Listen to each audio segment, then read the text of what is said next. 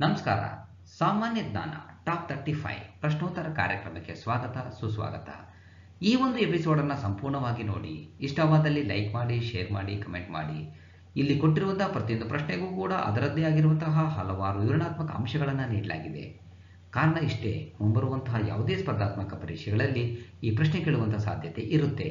ಅದರಲ್ಲೂ ವಿಶೇಷವಾಗಿ FDA, SDA, KPSCಯ C group ಹುದ್ದೆಗಳ ನೇಮಕಾತಿ, ಪೊಲೀಸ್ ನೇಮಕಾತಿಗಳಲ್ಲಿ ಈ ಪ್ರಶ್ನೆಗಳು ಬಂದೇ ಬರುತ್ತೆ.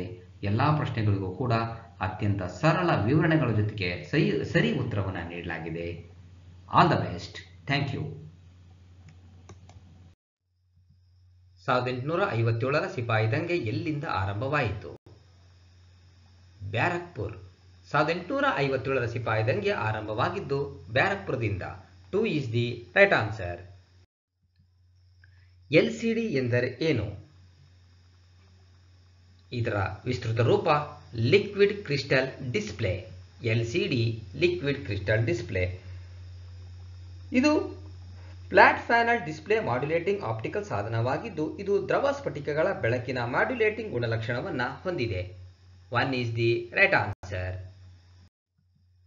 1915ರಲ್ಲಿ ಅಖಿಲ ಭಾರತ ಹಿಂದೂ ಮಹಾಸಭಾದ ಮೊದಲ ಅಧಿವೇಶನದ ಅಧ್ಯಕ್ಷರು ಯಾರು? ಮದನ್ ಮೋಹನ್ ಮಾಳವೀಯ. ಅಖಿಲ ಭಾರತ ಹಿಂದೂ ಮಹಾಸಭಾವನ್ನು 1915ರಲ್ಲಿ ಮದನ್ ಮೋಹನ್ ಮಾಳವೀಯ ಸ್ಥಾಪಿಸಿದರು. ಇದರ ಕೇಂದ್ರ ಸ್ಥಾನ ನವದೆಹಲಿಯಲ್ಲಿದೆ. ಮೊದಲ ಅಧಿವೇಶನ 13 ಫೆಬ್ರವರಿ 1915ರಂದು ಹರಿದ್ವಾರದಲ್ಲಿ ನಡೆದಿತ್ತು. ಇದರ ಮೊದಲ ಅಧ್ಯಕ್ಷತೆಯನ್ನು MM ಮಾಳವೀಯ ಅಂದರೆ ಮದನ್ ಮೋಹನ್ ಮಾಳವೀಯ ವಹಿಸಿದ್ದರು. 2 ಈಸ್ ದಿ ರೈಟ್ ಆನ್ಸರ್. ಅತ್ಯಂತ ದೊಡ್ಡ ಪ್ರಮಾಣದಲ್ಲಿ ಹಿಂಸಾತ್ಮಕ ರಾಷ್ಟ್ರೀಯತೆಯು ಈ ಕೆಳಕಂಡ ಯಾವುದರ ವಿರುದ್ಧ ವ್ಯಕ್ತವಾಯಿತು? ಬೆಂಗಾಲ್ ವಿಭಜನೆ 1905. ಅತ್ಯಂತ ದೊಡ್ಡ ಪ್ರಮಾಣದ ಹಿಂಸಾತ್ಮಕ ರಾಷ್ಟ್ರೀಯತೆಯು ಬೆಂಗಾಲ್ ವಿಭಜನೆ 1905ರ ವಿರುದ್ಧ ವ್ಯಕ್ತವಾಯಿತು. 2 ಈಸ್ ದಿ ರೈಟ್ ಆನ್ಸರ್. ಮೃದು ಧೋರಣೆ ಸ್ವಾತಂತ್ರ್ಯ ಸೇನಾನಿಗಳು ಬೆಂಗಾಲ್ ವಿಭಜನೆ ವಿರುದ್ಧ ಸರ್ಕಾರದ ಮೇಲೆ ಒತ್ತಡ ಹೇರಲು ಈ ಕೆಳಕಂಡ ಯಾವ ರಾಜಕೀಯ ಅಸ್ತ್ರವನ್ನು ಬಳಸಿದರು? ಸ್ವದೇಶಿ ಮತ್ತು ಬಹಿಷ್ಕಾರ. ಲಾರ್ಡ್ ಕರ್ಜನ್ 16 ಅಕ್ಟೋಬರ್ 1905ರಂದು ಬಂಗಾಳದ ವಿಭಜನೆ ಮಾಡಿದನು. ಬಂಗಾಳವನ್ನು ಪೂರ್ವ ಮತ್ತು ಪಶ್ಚಿಮ ಬಂಗಾಳವೆಂದು ವಿಭಜಿಸಲಾಯಿತು. ಬಂಗಾಳದ ವಿಭಜನೆಯನ್ನು ವಿರೋಧಿಸಿ ಹಿಂದೂ ಮುಸ್ಲಿಮರು ಬಂಗಾಳದಾದ್ಯಂತ ಚಳುವಳಿ ಹಬ್ಬಿದರು. 3 ಈಸ್ ದಿ ರೈಟ್ ಆನ್ಸರ್. ಪ್ರಪಂಚದ ಮೊದಲ ಮಹಾಯುದ್ಧದ ಕಾಲದಲ್ಲಿ ಭಾರತದಲ್ಲಿ ಆರಂಭವಾದ ಪ್ರಮುಖ ಚಳುವಳಿ ಯಾವುದು? ಹೋಮ್ ರೂಲ್ ಚಳುವಳಿ. ಹೋಮ್ ರೂಲ್ ಚಳವಳಿಯನ್ನು 1961ರಲ್ಲಿ ಅನಿ ಬೆಸೆಂಟ್ರಿಂದ ತೀವ್ರಗೊಂಡಿತು. ಭಾರತೀಯರನ್ನು ಒಳಗೊಂಡ ಆಡಳಿತ ವ್ಯವಸ್ಥೆ ನಮಗೆ ಬೇಕು ಎಂಬುದು ಇದರ ಉದ್ದೇಶ.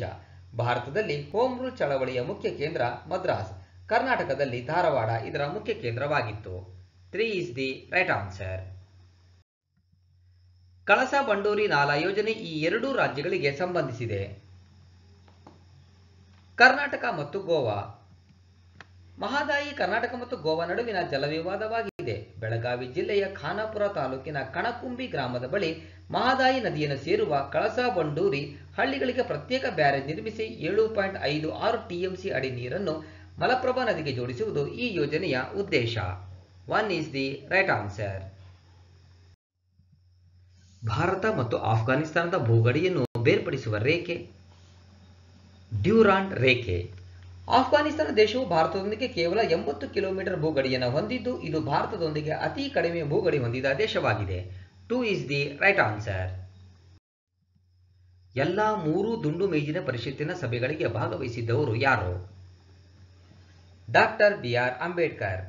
ಬ್ರಿಟಿಷರು 3 ದುಂಡು ಮೇಜಿನ ಸಮ್ಮೇಳನಗಳನ್ನು ಲಂಡನ್ನಲ್ಲಿ ಆಯೋಜಿಸಿದ್ದರು. ಎಲ್ಲಾ 3 ದುಂಡು ಮೇಜಿನ ಸಮ್ಮೇಳನಗಳಲ್ಲಿ ಡಾಕ್ಟರ್ ಅಂಬೇಡ್ಕರ್ ಭಾಗವಹಿಸಿದ್ದರು. ಎರಡನೇ ದುಂಡು ಮೇಜಿನ ಸಮ್ಮೇಳನದಲ್ಲಿ ಕಾಂಗ್ರೆಸ್ನ ಏಕೈಕ ಪ್ರತಿನಿಧಿಯಾಗಿ ಗಾಂಧೀಜಿಯವರು ಭಾಗವಹಿಸಿದ್ದರು. 1 ಈಸ್ ದಿ ರೈಟ್ ಆನ್ಸರ್. ಭಾರತಕ್ಕೆ ಕ್ರಿಪ್ಸ್ ಮಿಷನ್ ಯಾರ ಅವಧಿಯಲ್ಲಿ ಭೇಟಿ ನೀಡಿತು? ಲಾರ್ಡ್ ಲಿನ್ಲಿತ್ ಗೋ. ಎರಡನೇ ಮಹಾಯುದ್ಧಕ್ಕೆ ಸಹಕರಿಸಲು ಬೇಡಿಕೆಯನ್ನು ಈಡೇರಿಸುವ ಉದ್ದೇಶದಿಂದ ಮಾರ್ಚ್ 22, 1942ರಲ್ಲಿ ಕ್ರಿಪ್ಸ್ ಆಯೋಗವನ್ನು ಭಾರತಕ್ಕೆ ಕಳುಹಿಸಿತು. ಆ ಅವಧಿಯಲ್ಲಿ ಭಾರತದ ಲಾರ್ಡ್ ಲಿನ್ಲಿತ್ ಗೋ ಗವರ್ನರ್ ಜನರಲ್ ಆಗಿದ್ದರು. 3 ಈಸ್ ದಿ ರೈಟ್ ಆನ್ಸರ್. ರಾಷ್ಟ್ರಗೀತೆಯನ್ನು ಹಾಡಲು ಹಿಡಿಯಬಹುದಾದ ಸಮಯ ಎಷ್ಟು? 52 ಸೆಕೆಂಡ್. ಭಾರತದ ರಾಷ್ಟ್ರಗೀತೆಯನ್ನು ಬಂಗಾಳ ಕವಿ ರವೀಂದ್ರನಾಥ ಟಾಗೋರ್ ಅವರು 1911ರಲ್ಲಿ ಬರೆದರು. ಇದನ್ನು ಹಾಡಲು 52 ಸೆಕೆಂಡ್ ಕಾಲ ಬೇಕು. ಸಂಕ್ಷಿಪ್ತವಾಗಿ ಹಾಡಬೇಕಾದ ಸಂದರ್ಭದಲ್ಲಿ ರಾಷ್ಟ್ರಗೀತೆಯನ್ನು ಮೊದಲ ಮತ್ತು ಕೊನೆಯ ಸಾಲುಗಳನ್ನು ಮಾತ್ರ ಹಾಡಲಾಗುತ್ತದೆ. 3 ಈಸ್ ದಿ ರೈಟ್ ಆನ್ಸರ್.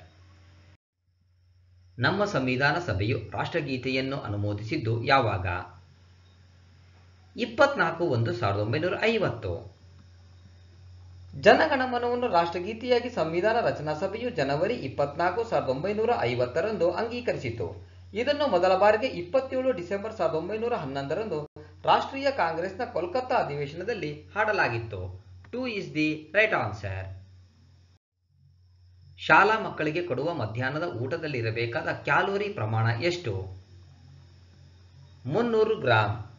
ಯಾವುದೇ ಸರ್ಕಾರವಾಗಿರಲಿ, ಸರ್ಕಾರಿ ಶಾಲೆ, ಅರೆ ಸರ್ಕಾರಿ ಶಾಲೆಗಳಲ್ಲಿ ಅಂದರೆ ಏಡೆಡ್ ಓದುತ್ತಿರುವ ಮಕ್ಕಳಿಗೆ ಮಧ್ಯಾಹ್ನದ ಊಟವನ್ನು 300 ಗ್ರಾಂ ಕ್ಯಾಲರಿ ಮತ್ತು 8 ರಿಂದ 12 ಗ್ರಾಂ ಪ್ರೋಟೀನ್ ಊಟವನ್ನು ವರ್ಷದಲ್ಲಿ ಕನಿಷ್ಠ 200 ದಿವಸ ನೀಡಲು 2001ರಿಂದ ಮಿಡ್ ಡೇ ಮೀಲ್ಸ್ ಯೋಜನೆಯನ್ನ ಜಾರಿ ತರಲಾಗಿದೆ. 3 ಈಸ್ ದಿ ರೈಟ್ ಆನ್ಸರ್. ಮಾಲ್ಡೀವ್ಸ್ನ ಮೊಟ್ಟ ಮೊದಲ ಚುನಾಯಿತ ಉಪಾಧ್ಯಕ್ಷ ಯಾರು? ಡಾಕ್ಟರ್ ಮೊಹಮ್ಮದ್ ವಾಹಿದ್ ಹಸನ್. ಮಾಲ್ಡೀವ್ಸ್ನ ಮೊಟ್ಟ ಮೊದಲ ಉಪಾಧ್ಯಕ್ಷ. ಮಾಲ್ಡೀವ್ಸ್ನ ಮೊದಲ ಉಪಾಧ್ಯಕ್ಷ ಇಬ್ರಾಹಿಂ ಮೊಹಮ್ಮದ್ ದೀದಿ ಹಾಗೂ ಇದರ ಮೊದಲ ಚುನಾಯಿತ ಉಪಾಧ್ಯಕ್ಷ Mohammed Waheed Hassan. So 3 is the right answer. Electroencephalogram ಇದಕ್ಕೆ ಸಂಬಂಧಿಸಿತ್ತು. ಮಿದುಳು. ಎಲೆಕ್ಟ್ರೋಎನ್ಸೆಫಲೋಗ್ರಾಮ್ ಮೆದುಳಿನ ವಿದ್ಯುತ್ ಚಟುವಟಿಕೆಯನ್ನು ದಾಖಲಿಸಲು ಒಂದು ಮೇಲ್ವಿಚಾರಣದ ವಿಧಾನವಾಗಿದೆ. 1 is the right answer. SAARC ಸಚಿವಾಲಯದ ಶಾಶ್ವತ ಪ್ರಧಾನ ಕಚೇರಿ ಎಲ್ಲಿದೆ? ಕಠ್ಮಂಡು. ದಕ್ಷಿಣ ಏಷ್ಯಾ ಪ್ರಾದೇಶಿಕ ಸಹಕಾರ ಸಂಸ್ಥೆ ದಟ್ ಈಸ್ ಸಾರ್ಕ್. ಇದು 8 ದಕ್ಷಿಣ ಏಷ್ಯಾ ರಾಷ್ಟ್ರಗಳು ಸೇರಿ ರಚಿಸಿಕೊಂಡಿರುವ ಅಂತಾರಾಷ್ಟ್ರೀಯ ಪ್ರಾದೇಶಿಕ ಸಂಸ್ಥೆಯಾಗಿದ್ದು 1985ರಲ್ಲಿ ಸ್ಥಾಪನೆಯಾಗಿದೆ. ಕೇಂದ್ರ ಕಚೇರಿ ನೇಪಾಳದ ಕಠ್ಮಂಡುವಿನಲ್ಲಿದೆ. ಸದಸ್ಯ ರಾಷ್ಟ್ರಗಳು ಭಾರತ, ಮಾಲ್ಡೀವ್ಸ್, ಪಾಕಿಸ್ತಾನ, ಬಾಂಗ್ಲಾದೇಶ, ಭೂತಾನ್, ಶ್ರೀಲಂಕಾ, ನೇಪಾಳ ಹಾಗೂ Afghanistan. 1 is the right answer. ರಾಜತರಂಗಿಣಿಯ ಲೇಖಕರು ಯಾರು? ಕಲ್ಲಣ. ರಾಜತರಂಗಿಣಿ ಕಾಶ್ಮೀರದ ಬ್ರಾಹ್ಮಣ ಕಲ್ಲಣನಿಂದ ಕ್ರಿಸ್ತಶಕ 12ನೇ ಶತಮಾನದಲ್ಲಿ ಸಂಸ್ಕೃತದಲ್ಲಿ ಬರೆಯಲ್ಪಟ್ಟ ವಾಯುವ್ಯ ಭಾರತೀಯ ಉಪಖಂಡದ ಒಂದು ಛಂದೋಬದ್ಧ ಐತಿಹಾಸಿಕ ಕಾಲಾನುಕ್ರಮ. ರಾಜತರಂಗಿಣಿಯ 120 ಪದ್ಯಗಳು ರಾಜ ಅನಂತ ದೇವನ ಪುತ್ರ ಕಲಶನ ಆಳ್ವಿಕೆಯಲ್ಲಿ ಕಾಶ್ಮೀರದಲ್ಲಿ ಚಾಲ್ತಿಯಲ್ಲಿದ್ದ ದುರಾಡಳಿತವನ್ನ ವಿವರಿಸುತ್ತದೆ. 1 ಈಸ್ ದಿ ರೈಟ್ ಆನ್ಸರ್. ರಾಜ್ಯಸಭೆಯಲ್ಲಿ ರಾಜ್ಯದ ಪ್ರತಿನಿಧಿಯನ್ನು ಕೆಳಗಿನ ಯಾವುದರ ಮೂಲಕ ಆಯ್ಕೆ ಮಾಡಲಾಗುತ್ತದೆ? ರಾಜ್ಯ ವಿಧಾನಸಭೆಯ ಚುನಾಯಿತ ಸದಸ್ಯರು. ರಾಜ್ಯಸಭೆಯನ್ನು ಸಂಸತ್ತಿನ ಮೇಲ್ಮನೆ, ಹಿರಿಯರ ಸದನ, ಚಿಂತಕರ ಚಾವಡಿ, ಶಾಶ್ವತ ಸದನ ಎಂದು ಕರೆಯುತ್ತಾರೆ. ರಾಜ್ಯಸಭೆಯ ಗರಿಷ್ಠ ಸದಸ್ಯರ ಸಂಖ್ಯೆ 250. ಪ್ರಸ್ತುತ ರಾಜ್ಯಸಭೆಯ ಸದಸ್ಯರ ಸಂಖ್ಯೆ 245. 2 ವರ್ಷಕ್ಕೊಮ್ಮೆ ಸದಸ್ಯರು 1/3 ನಿವೃತ್ತಿ ಹೊಂದುತ್ತಾರೆ. 2 ಈಸ್ ದಿ ರೈಟ್ ಆನ್ಸರ್. ಪ್ರದೇಶವಾರು ಭಾರತದ ಅತಿದೊಡ್ಡ ರಾಜ್ಯ ಯಾವುದು? ರಾಜಸ್ಥಾನ. ಭೂ ವಿಸ್ತೀರ್ಣದ ಆಧಾರದಲ್ಲಿ ದೇಶದ ಅತಿದೊಡ್ಡ ರಾಜ್ಯ ರಾಜಸ್ಥಾನ.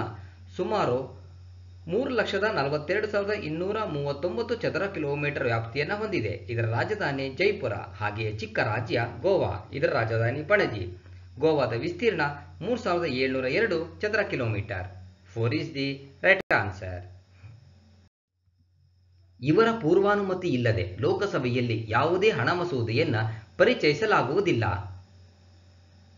ರಾಷ್ಟ್ರಪತಿ. ಲೋಕಸಭೆಯಲ್ಲಿ ಸಾಮಾನ್ಯವಾಗಿ ಹಣಕಾಸು ಮಸೂದೆಗೆ ರಾಷ್ಟ್ರಪತಿಗಳ ಪೂರ್ವಾನುಮತಿಯನ್ನ ಪಡೆದುಕೊಳ್ಳಬೇಕಾಗುತ್ತದೆ. 1 ಈಸ್ ದಿ ರೈಟ್ ಆನ್ಸರ್. ಭಕ್ತಿ ಚಳವಳಿಯ ಕೆಳಗಿನ ಯಾವ ಅಂಶವು ಸೂಫಿಸಂನೊಂದಿಗೆ ಸಾಮಾನ್ಯವಾಗಿದೆ? ಮೇಲಿನ ಎಲ್ಲ.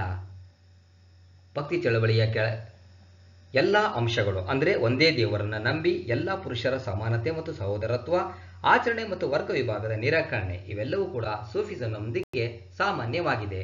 4 is the right answer. Bharat ಮತ್ತು ಯಾವ ದೇಶದ ನಡುವೆ ಜಂಟಿ ವ್ಯಾಯಾಮ ಸ್ನೇಹ ಮೈತ್ರಿ ಆಯೋಜಿಸುತ್ತಿದೆ? ಜಪಾನ್. ಜಪಾನ್ ಮತ್ತು ಭಾರತದ ನಡುವೆ ಸ್ನೇಹ ಮೈತ್ರಿ ಎಂಬಂತಹ ವ್ಯಾಯಾಮ ಆಯೋಜಿಸುತ್ತಿದೆ. 4 is the right answer. Delhi ಸುಲ್ತಾನರ ಆಡಳಿತಾವಧಿಯಲ್ಲಿ ಜಕಾತಿ ಅಂದರೆ ಜಕಾತ್ ಇದರ ಅರ್ಥ ಇದಾಗಿತ್ತು, ಮುಸ್ಲಿಮರ ಮೇಲಿನ ತೆರಿಗೆ. ಜಕಾತಿ ಅಂದರೆ ಮುಸ್ಲಿಮರ ಮೇಲಿನ ತೆರಿಗೆ. ಸೊ ಜಕಾತಿ ಮುಸ್ಲಿಮರ ಮೇಲೆ ಹೇರುತ್ತಿದ್ದ ಧಾರ್ಮಿಕ ತೆರಿಗೆ. ಉಷರ್ ಮುಸ್ಲಿಮರ ಕೃಷಿ ಭೂಮಿಯ ಮೇಲೆ ಹೇರುತ್ತಿದ್ದ ಭೂಕಂದಾಯ. ಖರಜ್ ಮುಸ್ಲಿಮೇತರರ ಮೇಲೆ ಹೇರುತ್ತಿದ್ದ ಭೂಕಂದಾಯ. ಜಜಿಯಾ ಮುಸ್ಲಿಮೇತರರ ಮೇಲೆ ಹೇರುತ್ತಿದ್ದ ತೆರೆಗಂದಾಯ. So 3 is the right answer. ಅಕ್ಬರ್ನು ಭೂಕಂದಾಯ ಸುಧಾರಣೆಗಳಿಗೆ ಪ್ರಸಿದ್ಧನಾಗಿದ್ದಾನೆ. ಇದರ ಹಿಂದೆ ಕಾರ್ಯನಿರ್ವಹಿಸಿದ ಮೆದುಳು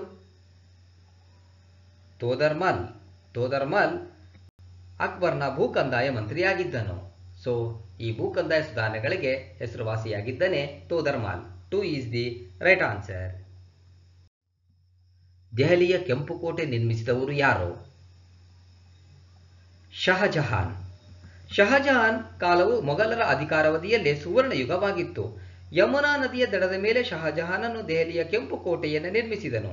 ಇದರ ನಿರ್ಮಾಣ ಕಾರ್ಯವನ್ನು 19 ಏಪ್ರಿಲ್ 1639ರಲ್ಲಿ ಆರಂಭಿಸಿ 1648ರಲ್ಲಿ ಪೂರ್ಣಗೊಳಿಸಲಾಯಿತು. 1 ಈಸ್ ದಿ ರೈಟ್ ಆನ್ಸರ್. ಯಾವ ಕಾಂಗ್ರೆಸ್ ಅಧಿವೇಶನದಲ್ಲಿ ಗಾಂಧಿ ಇರ್ವಿನ್ ಒಪ್ಪಂದ ಅಂಗೀಕರಿಸಲ್ಪಟ್ಟಿತು? ಕರಾಚಿ ಅಧಿವೇಶನ. 1931 ಮಾರ್ಚ್ 5ರಂದು ಎಂ.ಆರ್. ಜೈಕರ್ ಮತ್ತು ತೇಜ್ ಬಹದ್ದೂರ್ ಸಪ್ರೂರವರ ಅಧ್ಯಕ್ಷತೆಯಲ್ಲಿ ದೆಹಲಿಯಲ್ಲಿ ಗಾಂಧಿ ಇರ್ವಿನ್ ಒಪ್ಪಂದವಾಯಿತು. ಸೊ ಆ ಅಧಿವೇಶನವೇ ಕರಾಚಿ ಅಧಿವೇಶನ. 3 ಈಸ್ ದಿ ರೈಟ್ ಆನ್ಸರ್. ಜಹಾಂಗೀರ್ನ ಆಡಳಿತಾವಧಿಯಲ್ಲಿ ಸಂದರ್ಶಿಸಿದ ಇಂಗ್ಲಿಷ್ ರಾಯಭಾರಿ ಯಾರು? Captain Hawkins. ಇಂಗ್ಲೆಂಡಿನ ದೊರೆ 1ನೇ ಜೇಮ್ಸ್ ಕ್ಯಾಪ್ಟನ್ ಹಾಕಿನ್ಸ್ ನನ್ನು ತನ್ನ ರಾಯಭಾರಿಯಾಗಿ ವ್ಯಾಪಾರ ರಿಯಾಯಿತಿಯನ್ನು ಪಡೆಯಲು ಜಹಾಂಗೀರ್ನ ಆಸ್ಥಾನಕ್ಕೆ ಕಳುಹಿಸಿದನು. ಸೂರತ್ನಲ್ಲಿ ಪ್ರಥಮ ಬ್ರಿಟಿಷ್ ವ್ಯಾಪಾರ ಕೋಠಿ ಸ್ಥಾಪನೆಯಾಯಿತು. ನಂತರ ಥಾಮಸ್ ರೋ ಮತ್ತಷ್ಟು ವ್ಯಾಪಾರ ರಿಯಾಯಿತಿಯನ್ನು ಪಡೆದು ಅಹಮದಾಬಾದ್, ಅಜ್ಮೇರ್ಗಳಲ್ಲಿ ವ್ಯಾಪಾರ ಕೋಠಿಗಳನ್ನು ಸ್ಥಾಪಿಸಿದನು.